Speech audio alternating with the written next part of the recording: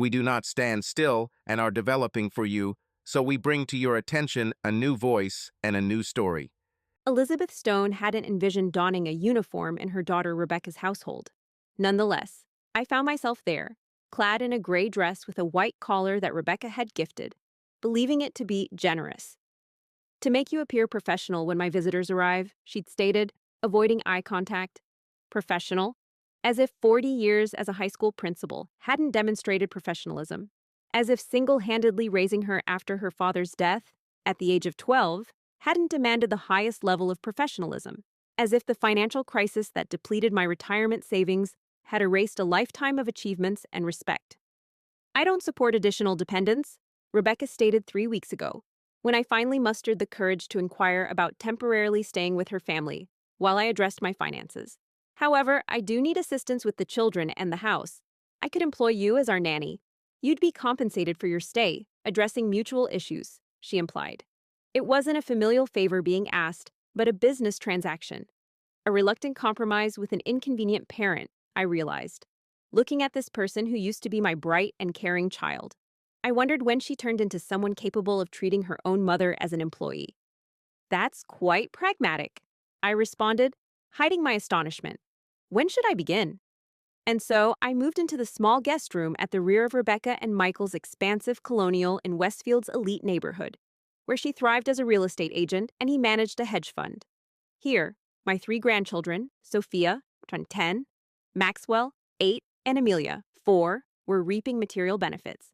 While I was increasingly noticing a deficiency of emotional support, I straightened the gray gown, readjusted my glasses, and inspected myself in the guest bathroom mirror. My silver hair, once a symbol of my esteemed educator status, now resembled a stereotypical choice for a grandmother role. However, beneath that silver hair hid the same tactical mind that had guided me through years of school board politics, parental conflicts, and educational upheavals. Rebecca seemed to have forgotten or disregarded my capabilities. "Elizabeth," the voice of my daughter, echoed with impatience.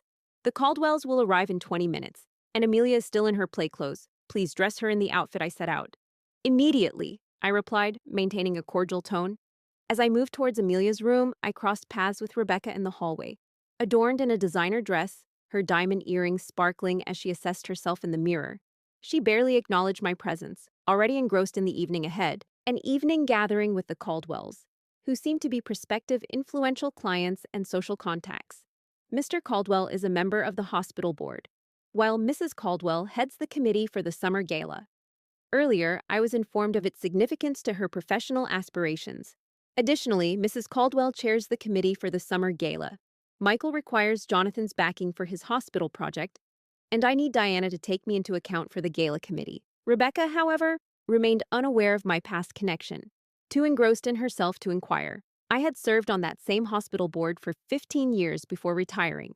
At that time, Jonathan Caldwell was a budding doctor whose initial research project I helped fund. Furthermore, Diana Caldwell and I collaborated on educational outreach programs linking the hospital with local schools. Nevertheless, Rebecca would soon discover these facts. In due course, everyone in Westfield would understand Elizabeth Stone's true identity and her daughter's accomplishment. Over the past 3 weeks since assuming my new role, I've been preparing a lesson my daughter would never forget. And tonight's dinner party served as its prelude. My initial week as a help revealed much about who my daughter had transformed into. Every morning at 6 a.m., Rebecca rose, spent exactly 30 minutes with her children during breakfast, before delegating all parental duties to me, accompanied by a list of commands that would make a military general envious. Maxwell requires 45 minutes of piano practice before any screen time. Sophia claims fatigue for ballet at 4 o'clock, yet she often tries to manipulate you into letting her skip it. Don't let her deceive you. Amelia naps at 1 p.m., not a second earlier, or she becomes unmanageable at bedtime. The groceries must be organic, but keep an eye out for sales as the budget is tight this month. It was not lost on me that we were pinching pennies on food while Rebecca sported Louboutin heels. Michael, my daughter's husband, was mostly an absent presence in our home, departing before the kids woke and arriving after their bedtime for about 3 days out of 5. When he did stay, he was physically present but mentally preoccupied. His focus split between his phone and the sports events on the huge television in his study. He conducted himself with cold politeness towards me, seeming to perceive me as Rebecca's concern rather than kin. In contrast, the children were a surprise. Beneath Sophia's spiky preteen rebellion, there was a sensitive girl who penned poems she concealed beneath her mattress. Maxwell's fixation on video games concealed a talent for music that prospered with minimal encouragement. Amelia, too young to disguise herself, offered unending love that tugged at my heartstrings, stirring reminiscences of Rebecca at the same age. By the third day, I started jotting down mental observations about the household's interactions. By the fifth day, I initiated subtle trials of interventions, tweaks to daily routines, and minor alterations to the emotional tone of our interactions. By the week's end, I gained a thorough insight into the fissures in my daughter's intricately designed life. The following week, I met the neighbors. "Aren't you Rebecca's mother?" Pamela Carson from across the fence called over while I watched Amelia in the backyard. "Apparently, there's been lots of chatter about you." I was skeptical given Rebecca's intent to portray me as a staff member rather than a relative. I trust it's all good news. I responded with a friendly smile. "Indeed, Rebecca mentioned your assistance with the kids. It's truly wonderful to have family aid." Pamela's tone was amicable, but her gaze held questions. I believe she didn't disclose my past profession. "I was in education," I replied casually, observing her reaction. "At Westfield High." Pamela's eyes brightened slightly. 26 years as Principal Stone at Westfield High. Isn't that so? You couldn't possibly be that person now. I humbly nodded. "David Carson, class of 2008. You wrote him an exceptional college recommendation. He's a cardiothoracic surgeon at Mass General now." "Yes, I remember him well. A brilliant mind indeed. And he spearheaded the fundraiser for the Children's Hospital following his brother's recovery." I genuinely smiled this time. "Please convey my greetings to him." "I will." It seems surprising that Rebecca didn't mention our past association. "Well, I suppose—" Pamela hesitated, suddenly aware of the contradiction between my former and current positions. "It's lovely to see you helping with your grandchildren." "Yes," I concurred politely. Rebecca thought it best for me to contribute to their upbringing. The confusion on Pamela's face confirmed my suspicion. Rebecca presented our relationship quite differently in her social circle. Within a day, I was convinced that the inconsistency between Rebecca's account and actual events would spread throughout the neighborhood. As I took the children to various activities, shopped, and collected them from school, I consistently maintained a friendly demeanor, upheld my dignity, and disclosed both my past and present circumstances. Tactfully at each opportunity with parents, shopkeepers, and teachers. "Principal Stone, what's your involvement with the Franklin kids?" "Just assisting my daughter temporarily. Financial difficulties. You know how it can be." Rebecca was kind enough to hire me as her nanny. The responses were predictable. Initial recognition of me, followed by perplexity, then suppressed unease regarding the situation. Each encounter planted doubts that would soon develop into something Rebecca hadn't foreseen. By the third week, I had built relationships with important figures in Rebecca's social circle. Charlotte Winters, whom Rebecca aspired to be part of her gardening circle, previously worked under my supervision as a teacher. James Peterson, whose spouse led the hospital committee Rebecca desired, collaborated with me on the library board. Surprisingly, even Rebecca's real estate agent, Elaine Montgomery, was the parent of a student I had strongly supported. It never occurred to me that Elizabeth was Rebecca's mother. This revelation came when Elaine and I bumped into each other at the supermarket. "Why on earth are you buying her groceries?" "I live with Rebecca now," I explained with a casual tone, but the implications were clear. "I assist with the children and household chores. Living together." But I thought. Elaine's bewilderment was apparent. Rebecca told me that her mother was touring Europe during retirement. Ah, so that was the story my daughter had woven. I'm sorry to say that my financial advisor made some ill-timed investments. I conveyed a mix of composure and subtle sensitivity in my tone. The European journey had to be temporarily halted. Elaine's countenance changed from puzzlement to something more stern. "It's clear that Rebecca is making an effort for you." "Yes," I consented softly, though I do long for my autonomy. That night, while I cooked dinner as Rebecca perused property listings at the kitchen island, my daughter gazed at me with unexpected interest. "Did you happen to cross paths with Elaine Montgomery at Bristol Farms today?" I continued dicing vegetables without haste. We had a pleasant conversation. "You might recall, she was one of my teachers at Westfield High. Her child, Melissa, attended Princeton on a full scholarship." Rebecca put down her papers. "Could you elaborate on your discussion?" It was casual, small talk. "She seemed taken aback by my grocery shopping for you." Mom, I'd prefer if we didn't discuss our agreement with my professional contacts. Looking skyward with an innocent blink, I inquired about our agreement, clarifying that you were referring to my job situation. I assumed maintaining a professional demeanor was your wish to impress your guests. However, it doesn't exempt us from discussing the reasons behind my stay here. Understood. Back to my preparations for dinner. Might I continue informing others I'm touring Europe? That appears to be their understanding. Rebecca displayed a slight blush. I didn't wish to fuel speculation about our or your financial status. People do gossip. Indeed, they do. Agreeably smiling, I continued slicing the vegetables into a waiting pan. Incidentally, speaking of gossip, the Caldwells are scheduled for dinner tomorrow, aren't they? Rebecca immediately responded with focused anticipation. Yes, and it carries significant importance.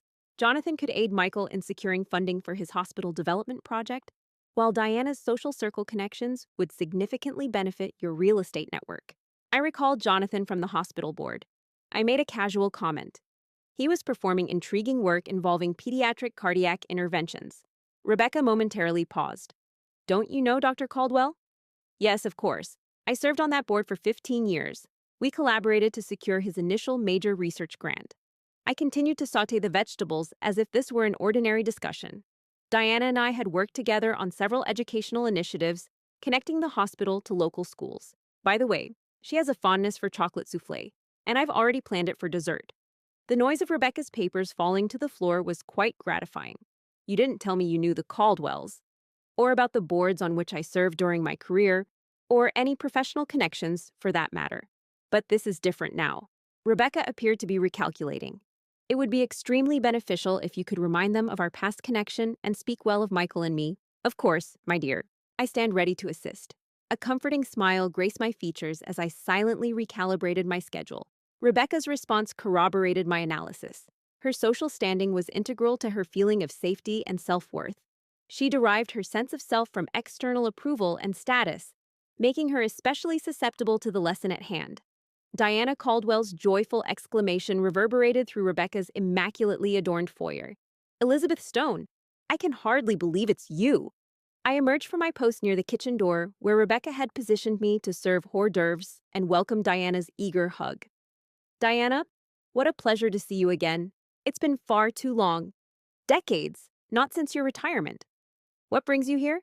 Diana cast her gaze between me and Rebecca, who remained rooted by the entrance, a forced smile on her face. Haven't you heard?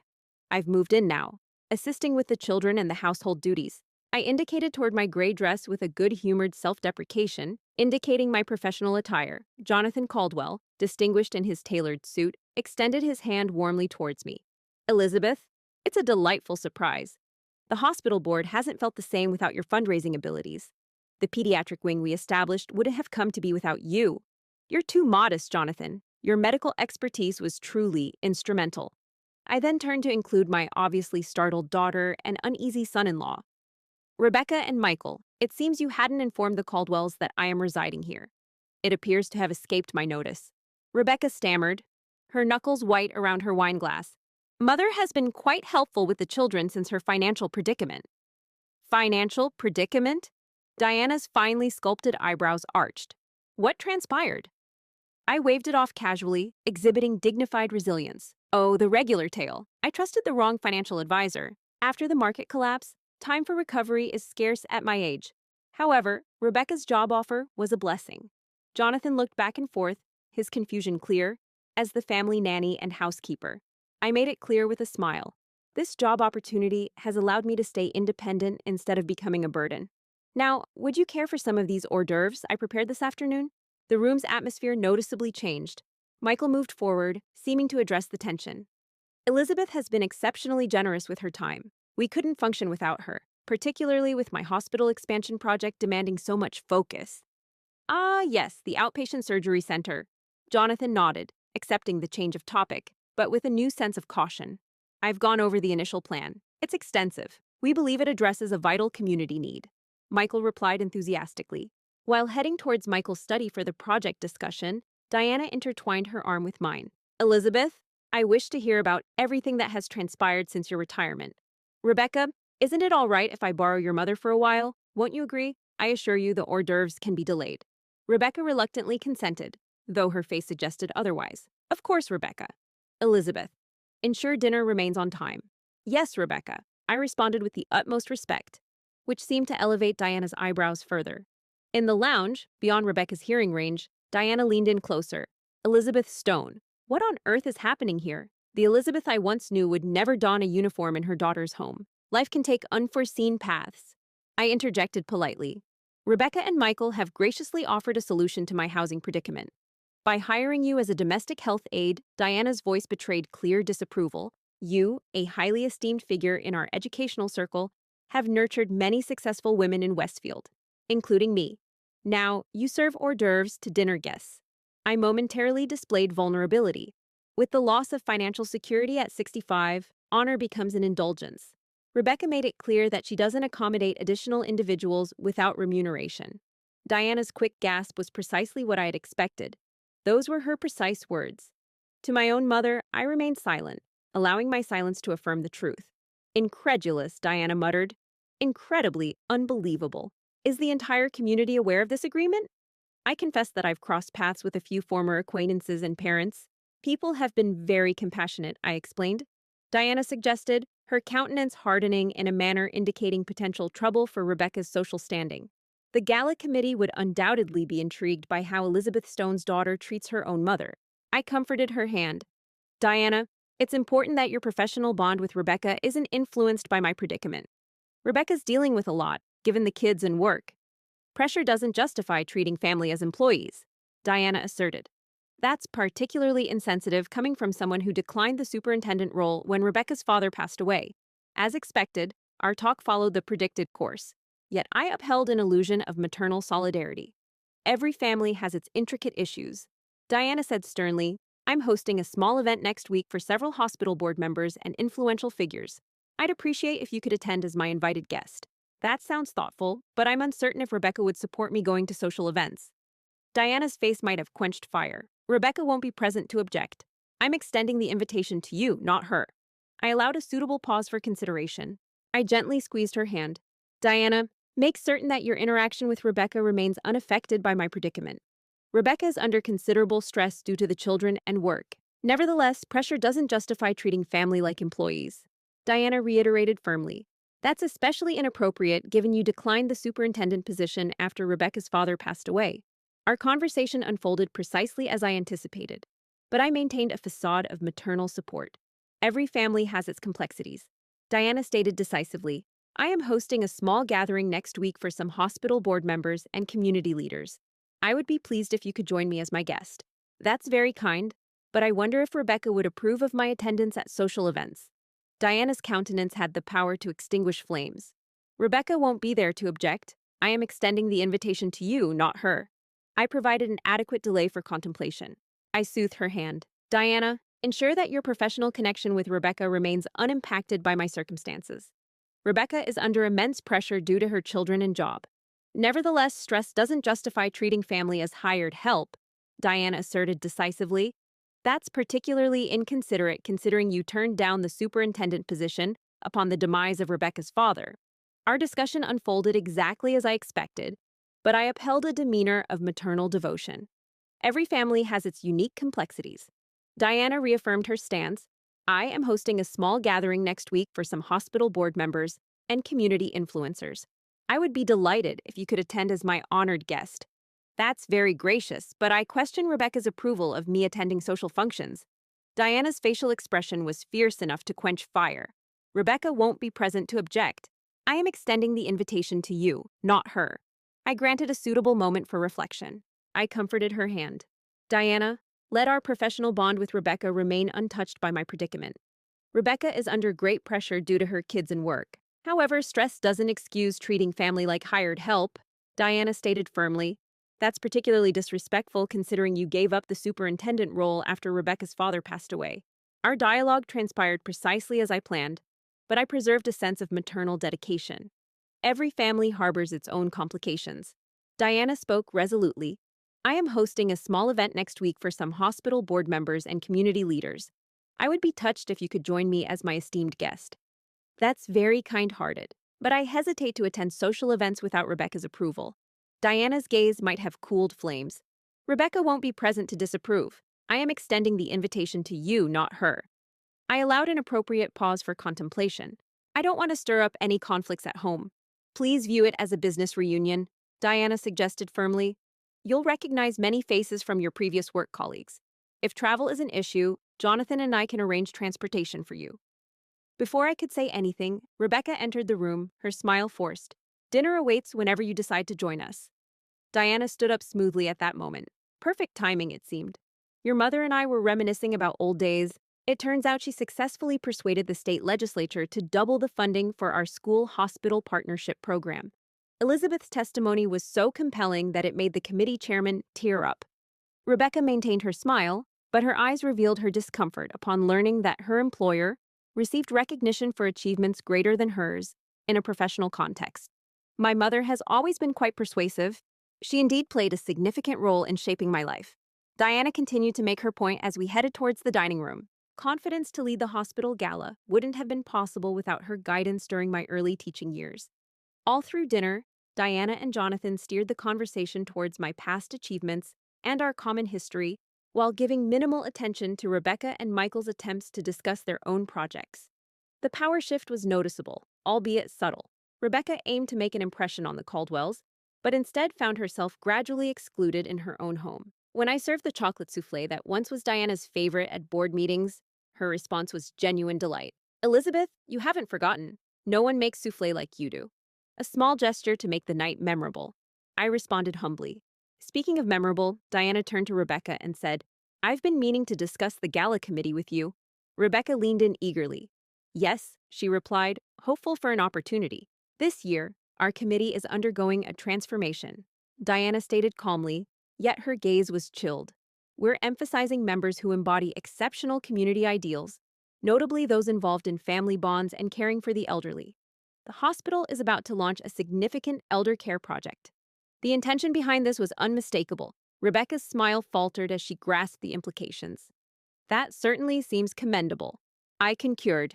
Diana agreed affably. In fact, Elizabeth, your knowledge of intergenerational programs could prove useful. Would you consider joining us as a consultant? The role comes with remuneration, naturally. Rebecca's cutlery clinked against her dish. My mother is rather occupied with her duties here. I suspect arrangements can be made for this vital community service. Diana responded tactfully.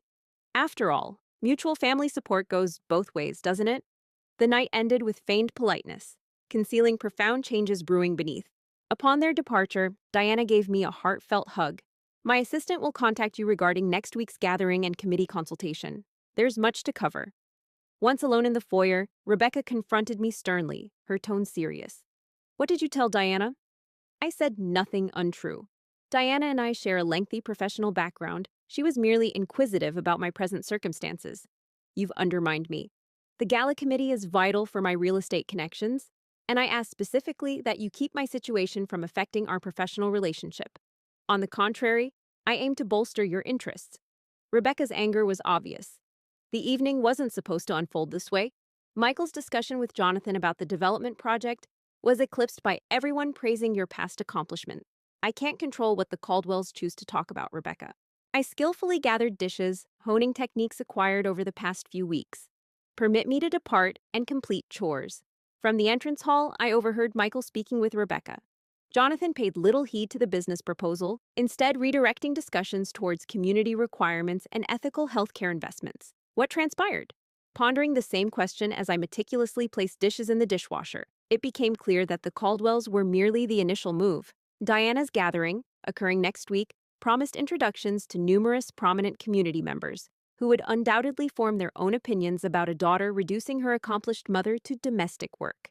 The early indications of Rebecca's social repercussions were already apparent. Within a week, they would snowball into an overwhelming slide.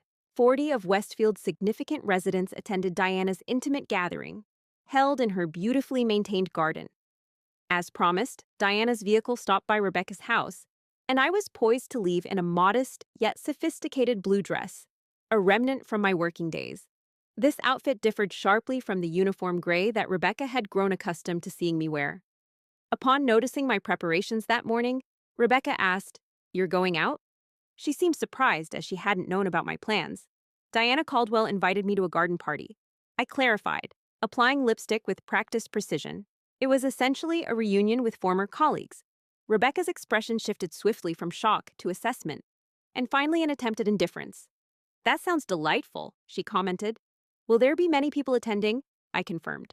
Diana mentioned several board members and community leaders. In a casual tone, Rebecca suggested, perhaps I should accompany you. As her daughter, she meant this as a show of support. Looking into the mirror, I met her gaze. Diana was particular about the guest list, Rebecca. It's worth noting that she didn't mention if relatives were invited. There was an underlying tension between us, suggestive of Diana intentionally leaving you out while inviting me. The subtle social implications weren't lost on your status-conscious daughter, whose countenance subtly hardened.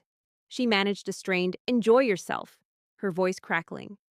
We'll require your assistance for dinner and bedtime rituals at 6. I stepped away from the mirror, meeting her gaze squarely.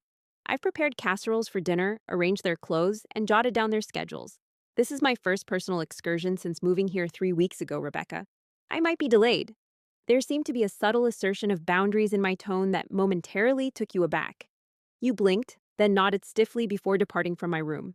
Approaching Diana's illuminated garden filled with graceful floral displays, a fleeting doubt assailed me. Had I crossed a line? Was the lesson I wanted to impart too severe? But then I recalled Rebecca's blunt evaluation. I don't cater to extra demands. My sacrifices disregarded. My dignity discredited. My maternal affection relegated to an economic strain. No, the lesson wasn't excessive. It was precisely what she needed to grasp the implications of considering family as dispensable. Elizabeth. Diana advanced to greet me, exuding elegance in a designer gown that likely exceeded my monthly principal's pension amount. You appear stunning. Many anticipate your presence. Indeed, her statement held truth. Within moments, I found myself encompassed by former co-workers, board members, community figures, individuals who recognized Principal Stone not as a servant, but as a tenacious champion for children and education. We've noticed your absence at the Education Foundation, Elizabeth. The new superintendent lacks the strategic acumen you possess. The mentoring program you initiated continues to transform lives. Every discussion served as a reminder of what Rebecca chose to disregard or overlook. Her mother was an influential figure in this community, whose achievements and connections have molded Westfield for generations. Gradually, I subtly revealed my present situation. Yes, I'm residing with Rebecca now. Economic hardships, you understand the predicament? The uniform? Rebecca believes it appears more professional when she has clients over. No, I don't have much spare time. Domestic duties keep me quite occupied. I didn't express any complaints or accusations directly, only stated facts in a manner that suggested acceptance and dignity, allowing others to reach their own conclusions. And those conclusions were reflected in their expressions: astonishment, disbelief, and in several instances, a strengthening determination that signaled trouble for Rebecca's social ambitions. Around the halfway point of the evening, I found myself engaged in discussion with Margaret Whitmore, who oversaw the real estate licensing board and was renowned for her societal influence in Westfield circles. I couldn't fathom, Elizabeth, that Rebecca has you serving as domestic help. Margaret stated frankly, not one to beat around the bush. After all you did for her, especially following Thomas's death, Rebecca is quite particular about keeping her boundaries. I responded tactfully. And I do comprehend the challenge an elderly parent can present. Burden. Margaret's eyebrows arched significantly. You characterized that girl's education as a burden while earning a principal's salary to refurbish a new home for her during breaks from school. You toiled through summer vacations to finance her study abroad semester. Indeed, a burden. I hadn't appreciated that Margaret recalled those specific aspects of our mutual past. You have a keen memory. I recall your assistance in helping Cynthia overcome her learning challenges, despite suggestions from other administrators to place her in remedial classes. Margaret responded resolutely. That girl now holds a PhD, significantly due to your intervention. And there's much more I remember. During the night, similar discussions took place with numerous prominent Westfield residents. Charlotte Winters of the Garden Club, whom Rebecca aspired to join. James Peterson, whose development company Rebecca had been pursuing for listings. Edward Hamilton, head of the Country Club Membership Committee, where Rebecca and Michael had unsuccessfully applied 3 times. I didn't deliberately seek out these individuals or steer conversations towards Rebecca's treatment of me. Instead, I allowed natural interactions to occur, truthfully answering questions about my current situation when inquired. The subtle yet expanding dissatisfaction directed at my daughter was natural, circulating among the crowd like waves in a pond. Toward the end of the night, Diana privately spoke with me. Elizabeth, Jonathan, and several board members have been discussing this with me. We'd like to propose a part-time role for you, managing the new intergenerational projects at the hospital. The compensation might be modest, but it would offer financial freedom. I was genuinely taken aback. This wasn't something I'd planned for. Yet, that's quite generous of you, Diana. But I'm uncertain about Rebecca's feelings about this. However, Diana interjected firmly, this isn't solely about Rebecca. The community needs your skills, and you deserve a better situation than the one you are in currently. A mixed wave of emotions swept over me. I felt gratitude for the sincere offer, validation that my professional worth was acknowledged, and an odd sadness that this predicament had become inevitable. I'll consider it, I said, gripping her hand tightly. Despite my response, your friendship holds more value than words can convey. When Diana's driver dropped me off at Rebecca's house past 10 p.m., I found my daughter in the dimly lit living room with a glass of wine. You're late, she remarked casually. The children had missed you at bedtime. I apologize for that, I responded, placing my purse down. How was your evening? Enlightening, Rebecca answered, taking a calculated sip of wine. I received some intriguing phone calls. I waited patiently, aware of what was forthcoming. Margaret Whitmore called to reschedule our meeting about the Westlake property listings. Charlotte Winters left a message stating that the Garden Club will temporarily halt new memberships. And most notably, Michael got an email from Jonathan Caldwell suggesting they postpone further discussion of the development project until community needs are reevaluated. Rebecca's eyes held a sharp, accusatory stare now. Rather unusual. All this unfolding during the evening at Diana's gathering. Individuals are responsible for their own decisions, Rebecca, I remarked calmly. I can't manage others' professional or social decisions. However, you do have authority over the story you're disseminating about your living conditions here. Rebecca carefully placed her glass on the table. You're projecting yourself as a mistreated servant, inciting the community against me. I've been completely honest about our agreement, I clarified. You provided employment, not familial aid. You stipulated uniforms, tasks, and boundaries. These were your selections, Rebecca, not mine. You're my child, she snapped, her composure slipping. You're supposed to back me up, not harm my reputation in the community. The paradox of her demanding maternal devotion while providing none herself wasn't unnoticed by me. And you're my offspring. Compassion instead of conditional aid during my financial predicament was what you were expected to provide, not a shelter contingent on servitude. Across the elegant living room, years of intricate history hung suspended between us. In those moments, I saw glimpses of the child I had nurtured, the teenager I had guided through her father's death grief, and the young woman I equipped for the world with every resource at my disposal. However, these fleeting moments were eclipsed by the entitled adult who reduced family duty to monetary transaction. This isn't what I wanted, Rebecca eventually said, her voice softer, yet still guarded. Neither did I replied quietly. But this is where your choices have brought us. I headed toward the hallway, drained from the evening's emotional toll. Diana proposed a role coordinating intergenerational programs at the hospital, part-time, but with a salary sufficient for renting my own apartment. Rebecca's head swiftly turned. You're leaving? I was correcting my thought process when I said it. The grandchildren continued to visit their grandmother frequently, but under revised conditions. I departed her in the dimly lit living room, encompassed by symbols of a life centered around status, a life that was revealing signs of decay at its core. The concluding stage of my instruction was imminent. Rebecca had meticulously planned her annual garden luncheon for months, an extravagant event intended to display her residence, secure her social standing, and subtly advertise her real estate company to Westfield's most powerful women. 40 invitations were dispatched. The caterer and florist had been secured since January. The interior designer made 3 visits to perfect each room for photography. What Rebecca didn't foresee was that her uniformed mother, once a significant figure as the former Principal Stone, mentor, and community leader, would be seen by nearly every guest at the gathering. Serving hors d'oeuvres in her own daughter's home, the day of the event arrived sunny and crisp, ideal for the garden party that Rebecca saw as her crowning social achievement. I diligently carried out my tasks, arranging flowers, polishing silver, readying the guest bathroom with fragrant soaps and fresh towels. Rebecca watched with growing anxiety, her phone constantly vibrating with last-minute cancellations. 12 now. she murmured. Following another call, her grip tight on her phone. 12 cancellations since yesterday. I kept a composed face as I folded linen napkins into neat fans. Could be another event catching people's attention? Rebecca eyed me warily and with calculation. Like what? I couldn't say. I answered casually. It turned out that Diana Caldwell had unexpectedly arranged a tribute lunch for my educational achievements at the country club, clashing with Rebecca's event and acknowledging my work in Westfield's education system.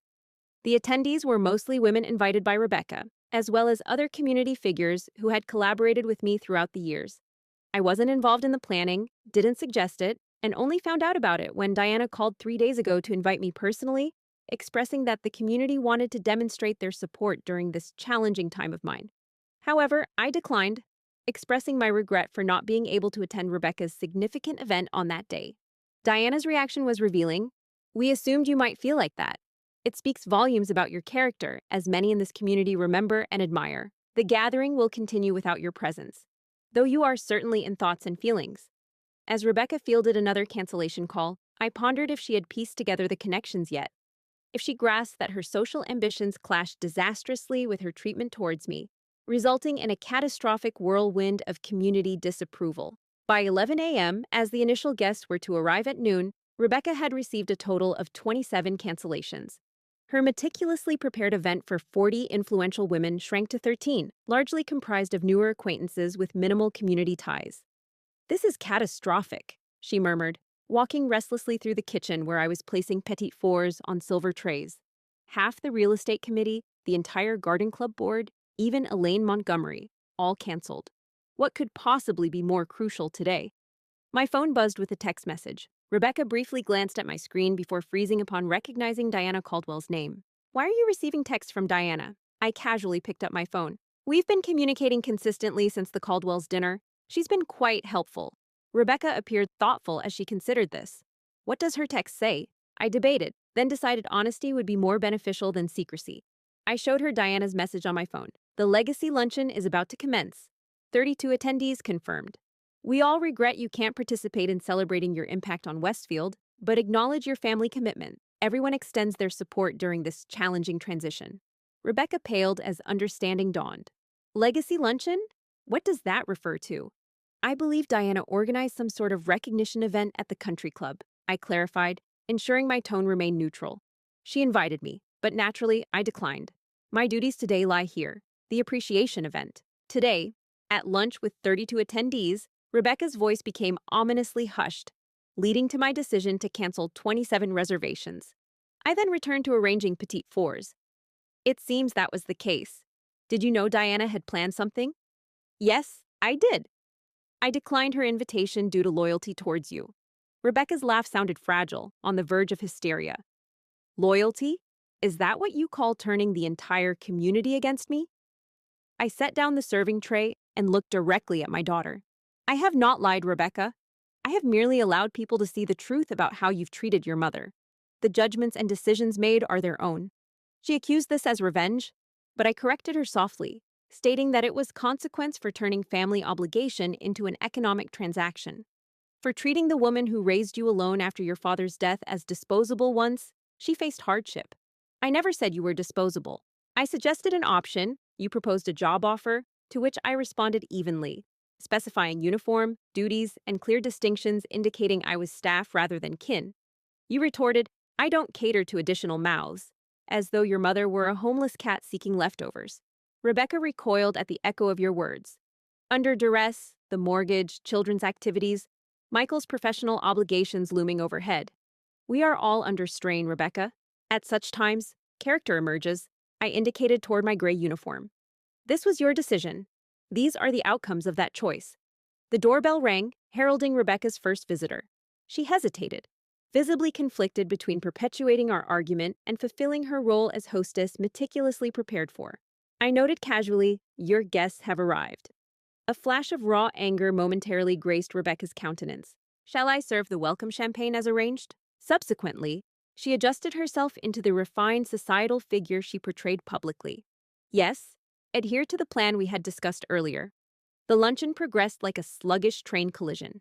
The 13 women who arrived, predominantly new Westfield residents with shallow community roots, were seated at tables designed for 40, creating expansive, empty areas that underscored the event's shortcomings. Dialogue was stiff, with several attendees evidently uneasy as they observed me serving food and beverages in my uniform, now identifying me as the central figure being honored concurrently at the country club. I carried out my tasks flawlessly, maintaining a professional demeanor while hiding any hint of contentment as Rebecca struggled to preserve her hostess persona amidst the social catastrophe unfolding in her garden. Several guests made awkward efforts to interact with me personally, evidently uncertain about reconciling my current position with my previous standing. Principal Stone, I should say, Mrs. They stammered. Jennifer Hayes, a recent resident of Westfield with a daughter at the high school, inquired about proper address. Elizabeth is fine, I replied affably while extending the dessert platter. Your daughter Mackenzie has the scholarship you set up prior to retirement, Jennifer went on. The one for women pursuing education careers. It didn't occur to me that you were Rebecca's mother. Rebecca nearby noticeably stiffened. How wonderful for Mackenzie, I said genuinely. The future of education relies on bright young minds like hers. Jennifer then mentioned that the Scholarship Foundation plans to honor me at their fall gala. They've been trying to contact you, she added. I presume now it makes sense why those messages went unanswered. I could sense Rebecca's unease from across the table. My job doesn't leave room for letter writing, I explained. Maybe they can reach me through Diana Caldwell instead? She's been assisting me in reestablishing professional connections. The hint of Diana, along with the ongoing lunch gathering, loomed like a storm cloud. Quickly, Rebecca diverted the discussion to less risky subjects. However, the harm was already inflicted. During this truncated affair, various attendees prematurely left, their reasons apparent. Over time, such instances accumulated, each one more strain on Rebecca's meticulously crafted social mask. By 3 in the afternoon, the garden was deserted. Catering staff were clearing away largely uneaten food, and Rebecca remained seated at the head table, staring blankly at the intricate centerpiece she had chosen weeks prior. I moved silently, still in my uniform but no longer fulfilling hostess duties. Fancy having something brought to you? Maybe some tea? Rebecca glanced up, her countenance a mix of fury, shame, and realization. Why did you choose to act in this manner instead of expressing your feelings directly? If I had listened, would it have made a difference? I inquired straight away. When you treated me as an economic resource, wouldn't words have clarified the impact of that action for you? She remained silent without an immediate response. I raised you to discern the gap between people's words and their deeds. Your words suggested family support, but your actions conveyed that I was a hassle to be dealt with. I merely pointed out the inconsistency for all to see. You've ruined my reputation in Westfield, Rebecca replied softly. The real estate committee, the gardening club, the country club membership we'd been waiting for, all lost. Maybe, I conceded, or perhaps this is a chance to reevaluate what truly matters. Status, social climbing, or familial bonds that surpass financial constraints. Rebecca's phone beeped with a text message. She looked at it, then winced as if in discomfort. The hospital board has formally rejected Michael's development proposal, with Jonathan Caldwell stating a lack of alignment with community values as the main factor. This momentarily stirred a sense of pity for Michael, who had been mostly indifferent to my interactions with Rebecca. However, he stood idly by without intervention, even when observing my diminished standing in their household. I expressed sympathy, saying, I'm sorry things have taken this turn. Are you? Rebecca scrutinized me. You manipulated my social networks against me, sabotaged my professional connections, and publicly embarrassed me in front of the entire town. I countered, I showed the community how you treat your kin. Their reactions mirror their beliefs, not mine, I added. And Rebecca, as I leaned towards her, you've treated your family poorly, and the community is merely reflecting their values. During this entire period, I managed to care for your kids, keep our home, and sustain your daily life. I fulfilled every task assigned to me, even as I was confined to these duties by you. The irony wasn't lost on her. Rebecca momentarily looked ashamed before asserting her defensiveness again. What's next? More public embarrassment? More obstruction of my career path? That's all up to you. My resolve solidified. Diana's hospital job offer remains valid. I have decided to accept it. The salary will enable me to rent a small flat and regain my independence. Are you leaving? It wasn't exactly a question. I'm setting boundaries, I responded, mirroring her earlier rationale. This situation isn't beneficial for either of us. And the children? They love you dearly. I will always be their grandmother, I promised her. My bond with them is independent from the repercussions of your decisions. Visits from them are welcome, and I'm prepared to lend a hand with childcare whenever necessary, treating you as kin rather than workers. After a moment of quiet reflection, Rebecca asked about the duration until the situation resolves itself. However, her query indicated she was still not entirely aware of the severity of the situation. How long until people look past it? Forget? I softly replied. People rarely forget how one treats those under their supervision, especially in a place like Westfield, where I spent years developing relationships based on sincerity and mutual respect. This isn't something that will just blow over, Rebecca. It's about reassessing who you are at your core. The caterers finished packing their equipment, leaving us alone in the garden surrounded by intricate decorations meant to display Rebecca's social success.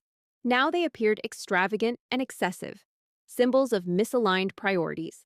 Eventually, Rebecca acknowledged she needed some time to contemplate, claiming the situation was too much to handle. Of course, I started taking off my apron. Tomorrow, I'll transfer my belongings to a hotel.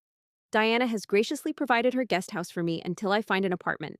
A wave of urgency crossed Rebecca's face. There's no need to hasten, I assured her resolutely. It seems we could both benefit from some time apart to regain our bearings. The children will adapt better if we present this change as a positive transition. As I walked away, Rebecca called after me, a tone of sudden realization in her voice. Mother, did you plan this all along since you took the nanny job? Pondering her question, I replied honestly. Not from the beginning, but once I decided not to let your evaluation of my worth go unchallenged, things began to unfold as they have. The strategies evolved based on what truly matters to you.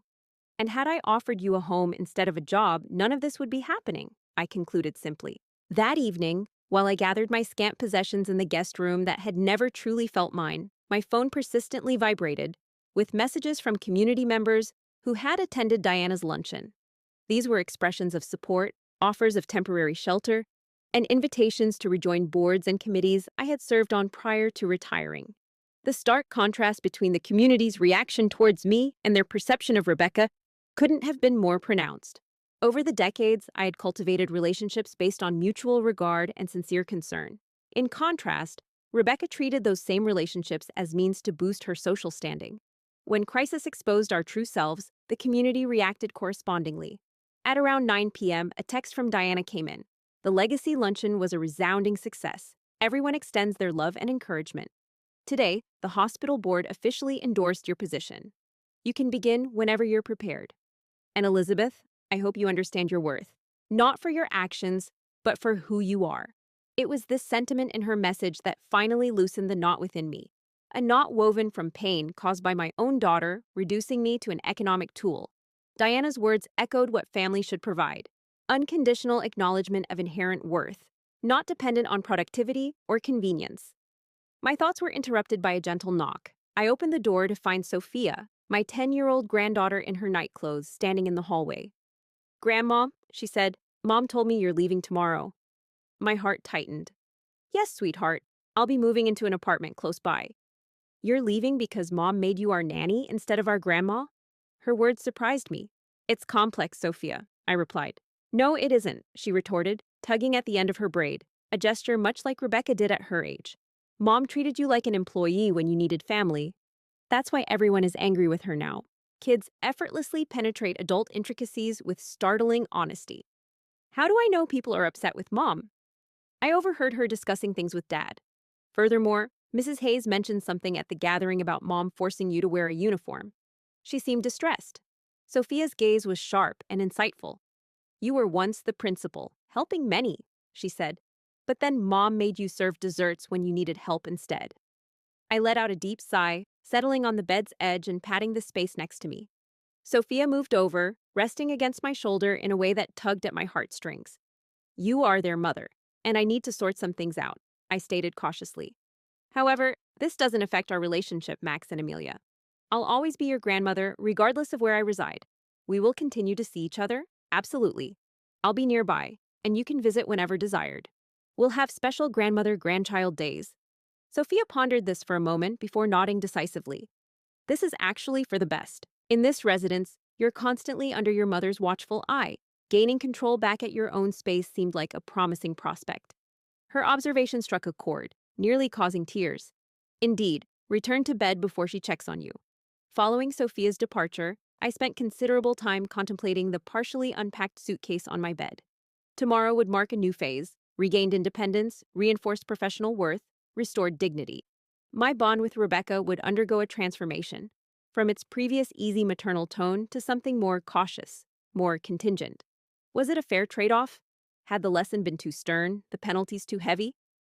I pondered over Rebecca's chilly evaluation. I don't cater to extra dependence. Regarding the uniform she presented with professional efficiency and the boundaries she set to clarify my role as staff, not kin. Yes, the lesson was tough, but it matched the insensitivity of her deeds. Maybe in due time, it would foster real comprehension instead of mere obedience resulting from societal repercussions. As I concluded packing, I secretly yearned, notwithstanding the circumstances, that Rebecca might one day comprehend the authentic essence of what transpired. Not only that discarding kin was socially costly, but that human value surpasses economic output.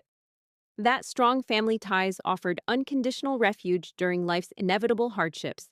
This hard-learned lesson, though agonizing to impart, was crucial for her understanding, not just for my sake, but for her own humanity and the values she would impart to my grandchildren. The auditorium of the community center was packed for the Educational Legacy Foundation's yearly scholarship event. From my vantage point at the head table, I could recognize acquaintances from every stage of my career: former students, educators, parents, board members, community figures. The intergenerational program I lead at the hospital has rapidly become a blueprint for similar ventures throughout the region, and tonight's function partly acknowledged its accomplishments. However, the main objective was granting scholarships to budding educators, an endeavor that is an extension of my earlier work. The foundation christened their top award after me, the Elizabeth Stone Excellence in Education Scholarship, a tribute that remains somewhat unreal. Diana Caldwell, adorned in emerald green, inclined towards me from her seat next to mine. Tonight's attendance is impressive. We had to set up 3 additional tables at the last moment. It's for a commendable cause, I replied. Assisting the upcoming generation of educators benefits the entire community. True, but they're also here to honor you, Diana contended. Your reemergence into public life has been the subject of discussion in Westfield for several months. I offered a vague smile, surveying the room once more. My eyes fell on a table toward the back, where 3 well-known figures, my grandchildren, adorned in their best attire and buzzing with excitement at being part of this adult gathering, waited for me. Michael was seated beside them, appearing awkward in his tuxedo, but making an effort to participate in the activities. Rebecca's chair stood noticeably vacant. Since I left their household 6 months ago, my interactions with Rebecca had been limited to courteous exchanges during grandchild drop-offs. She hadn't explicitly apologized for her actions towards me, though her behavior changed subtly to cautious reverence, possibly due more to social obligation than true regret. Westfield swiftly and decisively judged Rebecca. Her real estate business saw a considerable decline as influential clients withdrew their listings. The country club membership was firmly rejected. Social invitations dwindled to scarcity. The community's values were evident. Viewing family, particularly someone like Rebecca, as expendable help was unacceptably overstepped. I didn't find pleasure in these outcomes, but I also didn't act to lessen them. Rebecca needed to reconstruct her standing through her own honest endeavors, not my intervention. Instead, I concentrated on rebuilding mine, moving into a comfortable apartment near the hospital, reestablishing professional connections, and setting boundaries with family.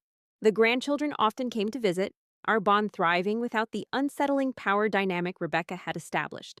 Michael made clumsy yet apparently heartfelt attempts to preserve civility, perhaps understanding late that Westfield's social standing wasn't solely dependent on monetary achievement. Regarding Rebecca herself, my thoughts were disrupted by a disturbance at the entrance. People turned as Rebecca entered hurriedly, appearing flustered and apologetic while heading to the family table. She briefly kissed her kids and spoke with Michael before walking towards the main table, surprising me. Diana noticed my focus change and looked where I was looking. "Ah," she whispered, "this is unforeseen." Upon reaching our table, Rebecca seemed nervous yet resolute. "Mom, I'm terribly sorry for being late. There was a problem with the Peterson showing babysitter. Then heavy traffic, and she hesitated, taking a deep breath. I've arrived now. I wouldn't have missed this for anything." Her presence at the gathering was indeed unexpected, as Michael had RSVP'd for himself and the children, while Rebecca had declined due to work commitments. "I'm glad you could attend," I said cautiously, questioning her reasons. "May we speak privately for a moment?" she asked, looking at Diana and others at the main table. Before the event started, Diana gave a reassuring nod. "In approximately 10 minutes, we'll begin." I accompanied Rebecca to a secluded part of the auditorium, feeling both intrigued and cautious about her sudden approach. "You appear radiant," Rebecca remarked once we were in a private setting. "The hospital role seems to suit you well." "Thank you. It's been rewarding work," I replied. I examined her face, noticing hints of stress beneath her skillfully applied makeup. "Are you okay, Rebecca? You mentioned earlier that you couldn't make it tonight." She appeared hesitant, fiddling with her handbag, an unusual display of uncertainty for her. I was indeed intending to come, but I wasn't certain about the reception, whether I would be accepted. "This is a public gathering," I reminded her. "Your children are being acknowledged as my kin." Her gaze met mine directly for what seemed like the first time since our disagreement. "Family?" Over the past few months, I've been contemplating this word extensively, its meaning, its responsibilities. I waited, feeling she was about to disclose whatever she had prepared. "In your moments of need, I proposed work instead of familial aid," she said, her tone quiet but firm. I believe myself to be pragmatic. But the reality is, I was both selfish and unkind. I devalued you once you became financially burdensome, after a lifetime of cherishing me regardless of circumstances. The direct admission, something I never imagined would be spoken, took me by surprise. "Rebecca, let me conclude." She drew a breath. The subsequent events, the community's reaction, the societal repercussions, they were warranted, though painful. They forced me to confront what I had become and how far I had deviated from the values you instilled in me. Shimmering tears glistened in her eyes, but she held her ground. "I'm not seeking forgiveness or reconciliation. I'm not worthy of either at this moment. What I am requesting is the opportunity to prove, over time, that I have learned from this, that I grasp the essence of family." I scrutinized my daughter's face for hints of manipulation or calculated social interaction, but found something different. It was remorse, certainly, yet there was also an understanding that transcended mere lessons. She seemed to grasp the fundamental principle I had been trying to impart. The foundation proposed, if I wanted to speak tonight about being an educator who influenced numerous lives, Rebecca said when I didn't reply straight away. But I declined because I haven't deserved that recognition yet. Not yet, but I'm striving to regain the right to be recognized as your daughter again. Her candid display of self-doubt, her lack of presumption, hinted at a level of introspection I hadn't anticipated from her. Maybe the hard lesson had sunk in more deeply than I'd suspected. "The kids miss you at home," she whispered, "not as a nanny, but as a grandmother. If Sunday get-togethers or any gathering that suits you best, without being bound by duty but as a personal choice for family bonding, would bring joy to them, including me." This invitation lacked the past assumptions and limitations, instead recognizing my autonomy and my right to set boundaries according to my comfort. Before I could respond, Diana signaled the program's commencement. Rebecca signified understanding. "We can talk about this later," she said. "Tonight is about honoring your legacy, not resolving our disagreements." Pausing briefly, she added, "I feel privileged to be here as your daughter, Mom, despite not always behaving like one worthy of you." As Rebecca rejoined her family and I assumed my position at the podium, I pondered the unexpected transformation in our circumstances. The arranged lesson I devised aimed to foster social repercussions, using reflections of communal values to teach what unyielding confrontation couldn't accomplish. I hadn't expected it would lead to genuine understanding or sincere remorse. As I spoke about educational heritage to the gathering, Rebecca, seated beside her children, was fixed on me, displaying a mix of regret and reverence. Sophia sat next to her, openly proud, occasionally whispering to her siblings about Grandma the principal. The retribution enacted had fulfilled its main purpose. Rebecca would no longer confuse my worth with my economic usefulness, nor reduce familial duties to mere transactional exchanges. Her actions led to widespread and fitting consequences, yet something unexpectedly beneficial arose: the genesis of genuine comprehension, not reconciliation. That would necessitate persistent proof of shifted viewpoints beyond mere talk, forming the base for the construction of stronger limits in the future. Concluding my speech with hearty applause, I found myself locking eyes with Rebecca in the bustling room. She subtly nodded, a signal of acknowledgement and regard, rather than assumed affinity. I reciprocated with an equal nod. We had both absorbed significant lessons over the last few months. My lesson was that upholding one's intrinsic worth, rejecting devaluation, even from family, wasn't self-centeredness, but vital self-defense. Her behavior, during crisis, of regarding family as disposable, exposed a deep-rooted flaw in her character that brought consequences far beyond simple domestic unease. The question remained if these lessons would pave the way for healing. But one point was undeniable. Neither of us would revert to the dynamic she created under the gray uniform, and her chilling phrase, "I don't cater to extra mouths." Some costs, when acknowledged, can never be erased. Some knowledge, once imparted, cannot be unlearned. And some voyages, once embarked upon, lead to destinations neither traveler could have foreseen. If you were drawn into Elizabeth's transformation from an exploited mother to a designer of flawless social justice, subscribe to our YouTube channel for additional enthralling tales of sweet retribution and karmic recompense. Our continuous uploads showcase ordinary individuals who refuse to be victims, but instead masterminded clever retorts towards those who harmed them. If you agree that family shouldn't be discarded, like this video and subscribe for updates on our engaging tales of retribution. Comment your views below. Did Elizabeth's approach align with yours, or was her daughter's comeuppance fittingly silent, calculated, and destructive? Become part of our expanding audience who understands that not all revenge is boisterous and theatrical. Sometimes it's subtle, planned, and utterly devastating.